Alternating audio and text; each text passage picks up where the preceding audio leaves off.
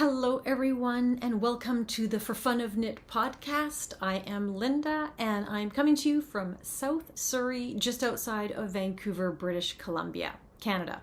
Welcome everyone. If this is your first time viewing, special welcome to you and thank you for spending some time with me on my YouTube channel. And if you're a returning viewer, thank you. It's so much fun to have you all here.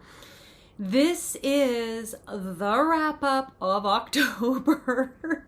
I cannot believe how fast this month has gone. So today is going to be a shorter vlog again, or not a vlog. Yeah, I guess it is a vlog, video recording. I did 4 in October, and I know it's November 3rd, it's Thursday, November 3rd, but I thought I would just wrap it up and then continue probably doing once a month starting in mid to late November. So without further ado, what we're going to cover today is I have a giveaway. Yeah, so for all of those of you that commented on the last podcast, we're going to do a random draw for that. Today, I'm going to just give you an update on where I am with the Stephen West Mystery Knit Along. Progressing, yay. I'm also going to share what I've been up to just knitting wise in the last few days. And I don't think you can call that progress, but it is something to do with knitting nonetheless. So why don't we get started? I want to just thank everyone who commented on the last podcast. I asked with all my Halloween minis, would you knit a blanket? Would you knit a sweater? I got 160 comments and thoughts and ideas, so thank you for that. And I'll show a picture here, blankets won it.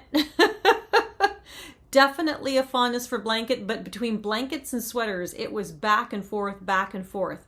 And quite a few of you had some shawls as well that you were suggesting. And I thought I would just read out the names of the patterns that were suggested. I'm going to include photos of all of those patterns at the end of the podcast. So you'll be able to see the name of the pattern, a picture of it, as well as who the designer was.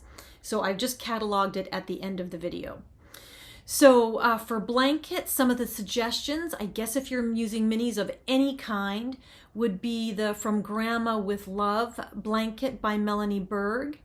The Knit Vent 2022, which is going on right now, is a Helen Stewart event, Curious Handmade, and she has her very first pattern release under Knit Vent 2022 was the Anthology blanket, which is a big circular blanket made with all minis. Very nice. And I happen to have joined Knit Vent. I do every year. Do I knit everything? No. But I love her collections. Helen Stewart is a fabulous designer. Then there's the tried and true Battenberg blanket, which is a crocheted, little crochet granny squares. The Painting Bricks blanket by Stephen West. That was actually an interesting idea. I'd forgotten that he had done that. He has a whole line of painted bricks, clothing and accessories. And then, of course, there was the Cozy Memories blanket and a Granny Square blanket and the Habitation Throw, another Helen Stewart option. So those are some of the blanket ideas that came out. Some of the sweater ideas that came out were the Radvent sweater, which is an Amber O'Brien. I think it's Amber O'Brien. Yes, it is. Halloween Heart sweater by Megan Regan. Stripes from Andrea Mowry, obviously, and Douglas Cardy as well. The Simple Stripes from Suvi Knits. Sea Glass Tee and or Sweater from Woolen Pine. And the Garter Marler from Stephen West. So those were some of the sweater suggestions.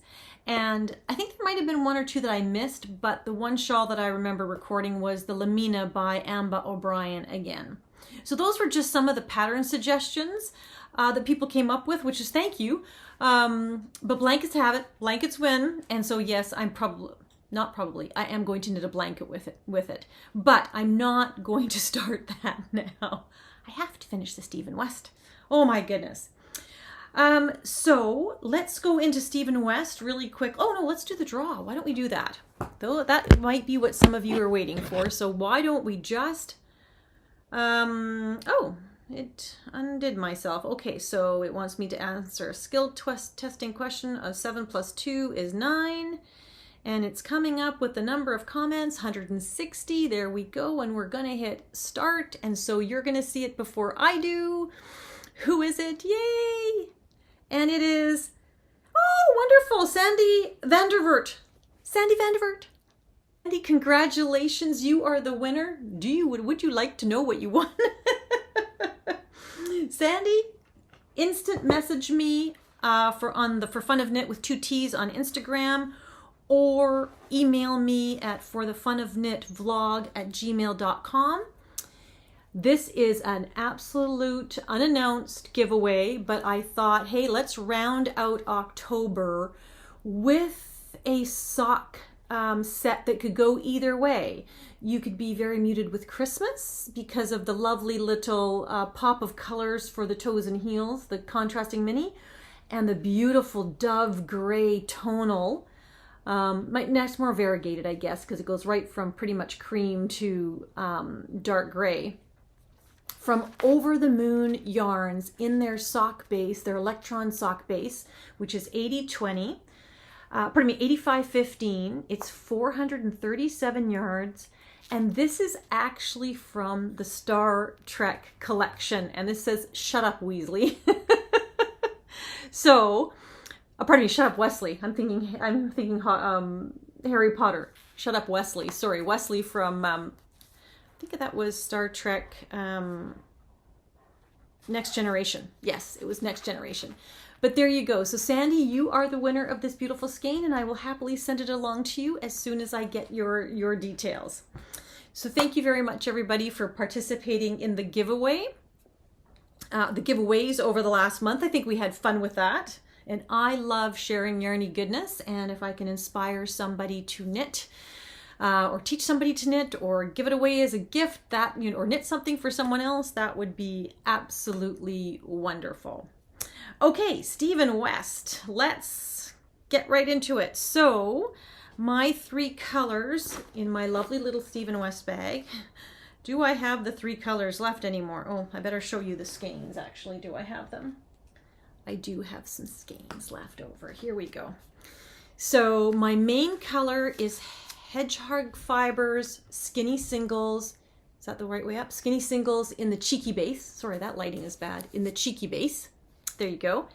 And my contrast color is Madeline Tosh Light, Merino Light, in the Rose colorway. So those are my master color and my main contrast color.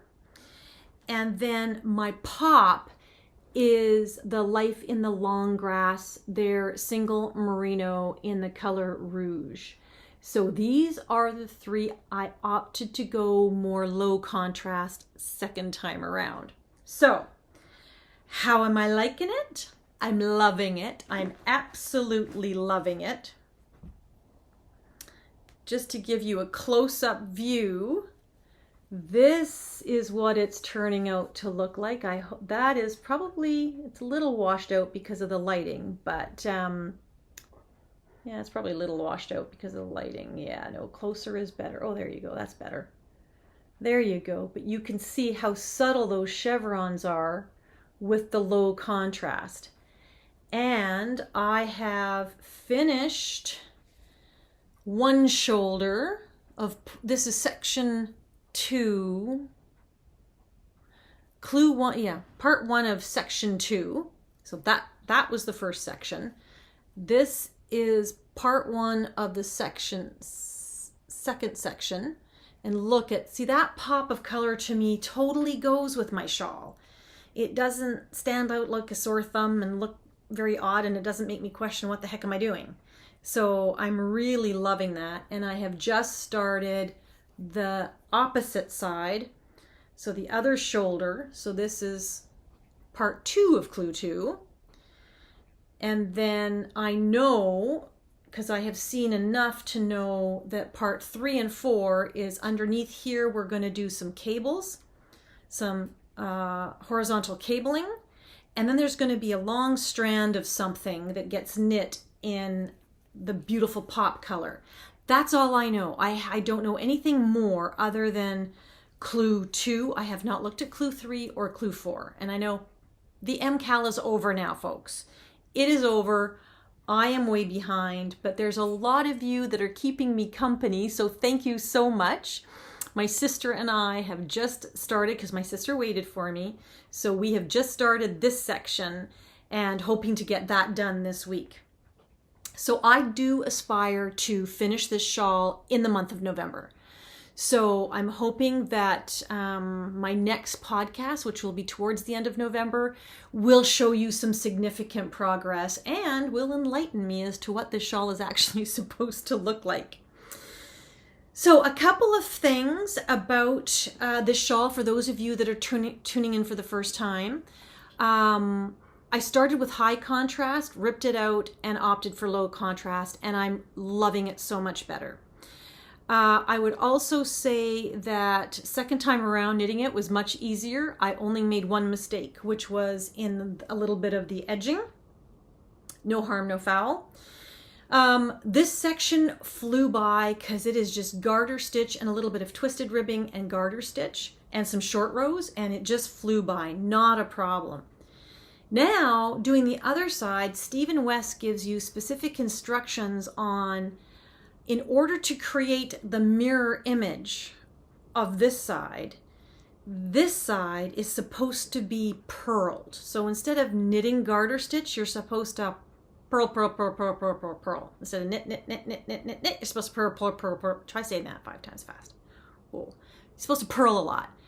That did not appeal to me, and I didn't know what I was doing, so I said, not going to do that. I am just going to start knitting it.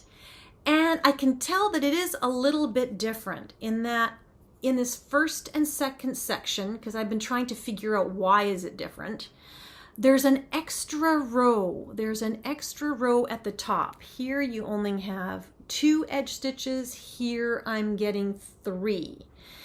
And that's because in order to start the short rows up here, you're having to knit down and back up 1 extra time if you're knitting it versus purling it. If you'd started on the purl side and purled as he told you to, you wouldn't have run into that problem. So I'm trying to figure out what to do and how much that's going to bother me. I'm having the right number of rows in total, so the overall width here won't be any different, but I am going to have an extra row at the top for each of my main color sections. So that's going to be 5 extra rows. You know what? That's significant. So I got to figure out what I'm going to do about that. And I will have to tell you that in the next podcast, because today I have no idea what I am going to do about that. But I'm absolutely, absolutely loving it. One of the things he does talk about is, in order to not have all these ends to weave in, just to guide your yarn, hide your yarn in along, and he shows you a technique to do that. I opted not to do that only because, and it was more this side, I guess, you could hide them in the I-cord edging. And I opted not to do that. I cut all of mine because when it comes to blocking, I didn't want to have any restriction from that hidden yarn. That hidden yarn would have had a set stretch amount. Whereas when I'm blocking, I like to have full rein. I like to have all my options open. I don't want to be, stuck because I've got this, hidden yarn in here, and so I can only open it, a certain amount. So I'm going to weave in all the ends. I'll probably do that after clue 2 because I don't want to do it all at the end. So once I finish clue 2, I think I'll tie in the ends or sew in the ends that I've got so far before I start clue 3. But there you go. I hope, there you go. That's a good color representation right there. Anyway, I'm absolutely loving, loving, loving it. So it was quite a dramatic start. But, hey, it's worth it in the end. And it is super squishy. I'm absolutely loving it. Okay, onward. In my last podcast, you guys were killing yourselves. I'm just gonna grab my tea. You guys were killing yourselves laughing at me because I ripped out my first Stephen West attempt. Oh, turmeric tea. Sorry, it's still steeping. You were laughing at me because I ripped it out. It was a lot of knitting. Oh my, it was a lot of knitting. But I think it's something that every knitter probably goes through. Every once in a while, you will look at all your works in progress and decide which ones you're going to keep and which ones you're going to get rid of. You might be knitting on a project and it's just not working for you, so you frog it. So I've done a little more of that in the last week than I had actually intended. And here's how that turned out. So I'm going to put a picture up here of my Colmena shawl by Beatrice Rubio out of Samba Knits, or her company is called Samba Knits, her design studio. And I did this test knit for her of this absolutely beautiful cabled, I hope you can see that, sort of irregular triangle shawl, I guess is how you're going to call it. And it is knit in, I do believe, Madeline Tosh Vintage DK in glazed pecan. Yeah, in the glazed pecan colorway. Well, you're going to see some footage because I'm frogging it. Why? Nothing wrong with this knit at all. It's beautiful. I did it as a test knit. I just will never wear an irregular triangle, asymmetrical triangle, because I find them very difficult to style. So yeah, that is kind of where that's at. So you're going to see me undoing this beautiful yarn. And it's been like that for well over a year, if not 2 years now, I can't remember.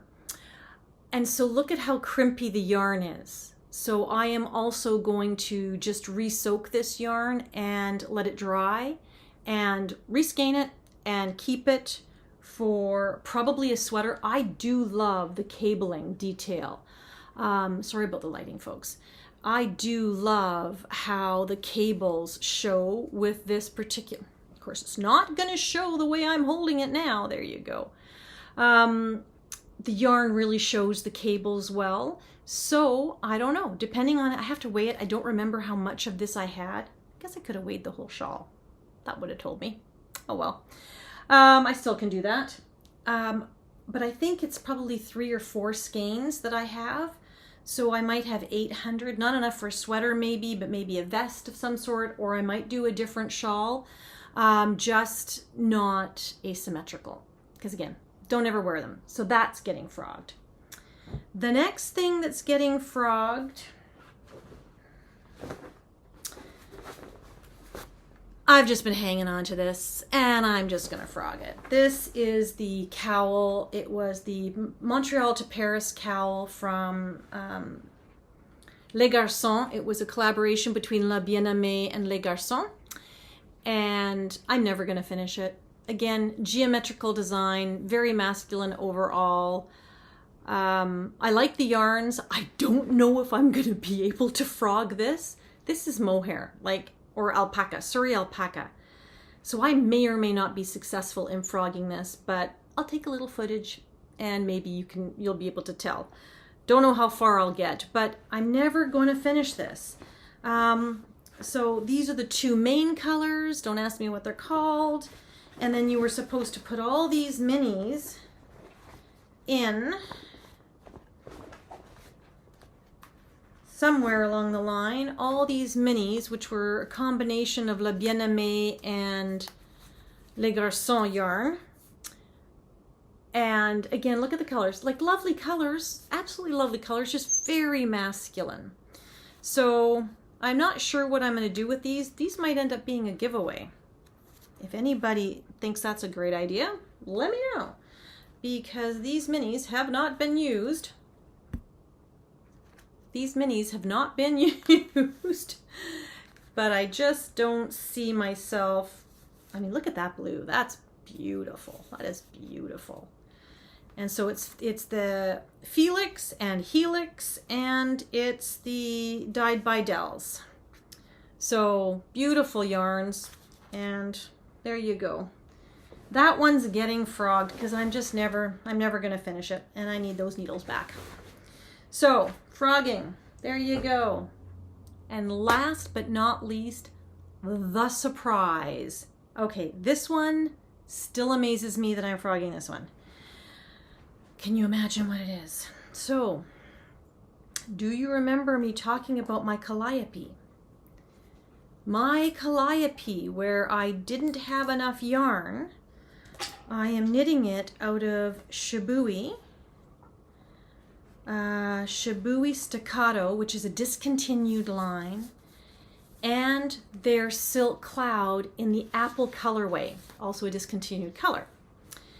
Now, interestingly enough, these are the ones that I had bought. I bought these years ago, and I bought enough for a sweater, absolutely, but the sweater I wanted to make was the calliope, and I just wanted it to be thicker. I didn't want it to be a thin sweater. I wanted it to be nice and drapey and weighty. And so I wanted to hold the staccato double, but I didn't have quite enough yarn to do that. So I put a little thing out there, and I said, hey, does anybody have any or can source me some staccato? And thank you to those of you who got back to me. And Cindy, thank you. I ended up buying some. I think her name was Cindy. I have to remember now. And so I was able to get 2 different batches of staccato from other people. And interestingly enough, it's not the same yarn. It is the same makeup, the same proportions. It is staccato. It is 191 yards. It is, does it tell me? It is the same makeup. I looked it up. It is 70% superwash merino, 30% silk. Oh, here it is. There you go. So it's exactly in the apple colorway. Yeah, superwash, 70%, 30% silk, 191 yards. So it's exactly the same, just different label. But people, it's not the same yarn. So here you go. I'm just going to show this to you. Now, don't forget, I'm holding it double. But I don't know if you can tell that. I got to try and see if I can show this to you. I don't know if you can see that, but they're not the same thickness of yarn. The one, I don't know which one. This one is mine, and this is the new yarn, and it is much plumper. It is lovely yarn, don't get me wrong.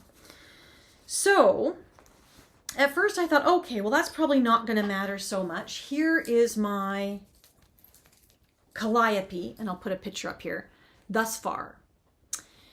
Couple of reasons, and it's not just the yarn. Mainly it is the yarn, because you will not be able to see this, maybe you will, but from here to here, I'm holding it double with the staccato that I bought, and starting here, I'm holding it with one strand of the new, the new staccato that I got. And it is a different thickness. I can feel it. Absolutely, I can feel it all the way down. I like this thickness, I really do, the thicker, but that's going to bother me. So it will bother me that I can tell that it's thinner at the top and thicker at the bottom.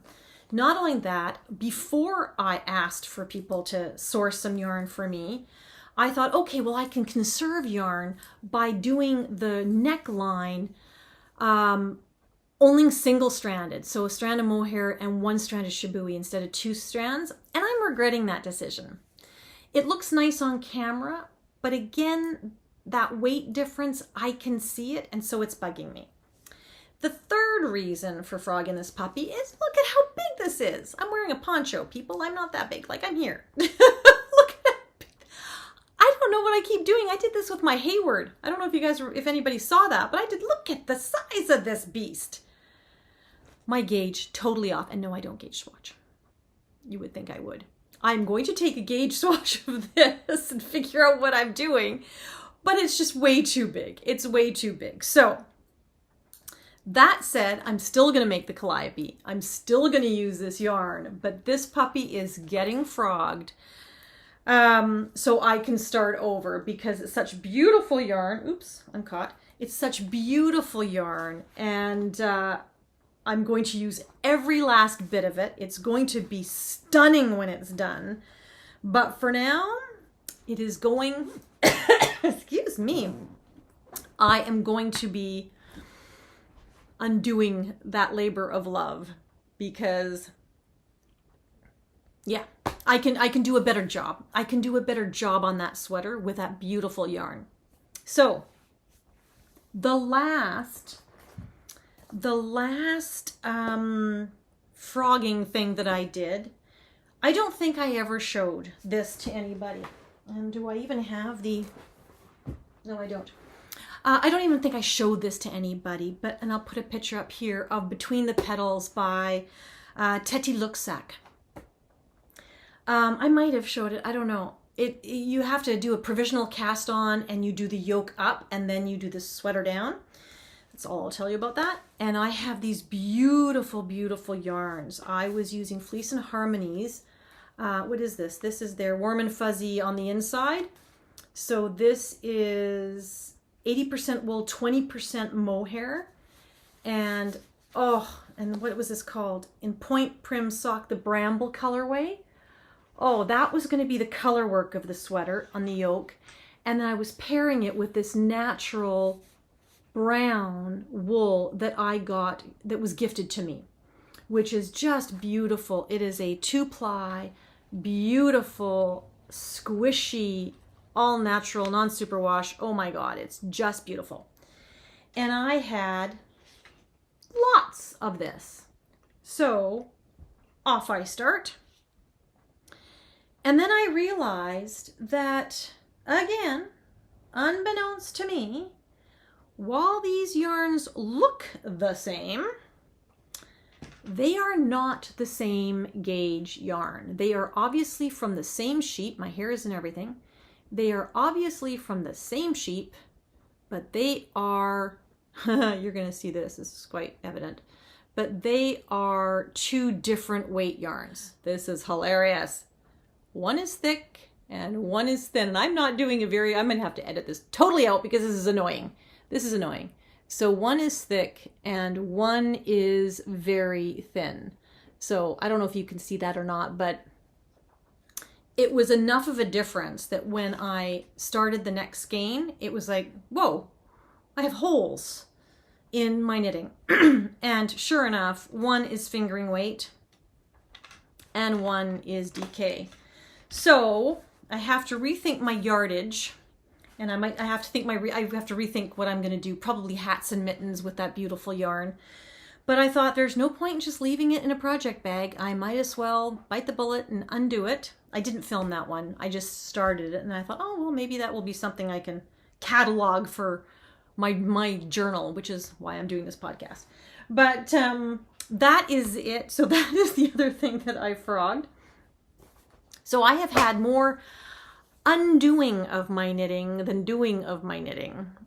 And I don't know, maybe just sometimes that's how it goes. So anyway, that was short and sweet, and hopefully you found that interesting. And don't forget to watch the end of this video for all the pattern suggestions from all of you viewers who I'm so grateful for. Thank you so much for popping in and spending the time with me, and I look forward to sharing some of the fall and winter knitting towards the end of the month. Everyone, I'm popping back in. I've already been out in the torrential rain walking Duke, and I've come back in, and while I was on my walk, I was scrolling through some of the comments from the previous video, and I realized that I had forgotten to include one pattern, and it might not be the only one I've missed, so I'm going to apologize in advance. But this was from Susan of Wild Cottage Ireland. Yes, Wild Cottage Ireland podcast. And she recommended something I'd never seen before. It's called the Vroom Vroom Shawl. And I will put a picture, I'll add it at the end with everything else. But Very different. Not something I would have thought of. I didn't even know about it, but it seems very Halloween appropriate. So now I have a tough choice. Vroom vroom, I even love the name. Vroom vroom or blanket? This is very difficult. So stay tuned for future episodes when I actually start that, and it won't be till the new year. But again, thanks everybody for your comments. Greatly appreciated. The end of the month. Anyway, everyone, take care. Have a wonderful morning, evening, afternoon, wherever you are, and talk to you very, very soon. Take care. Bye-bye.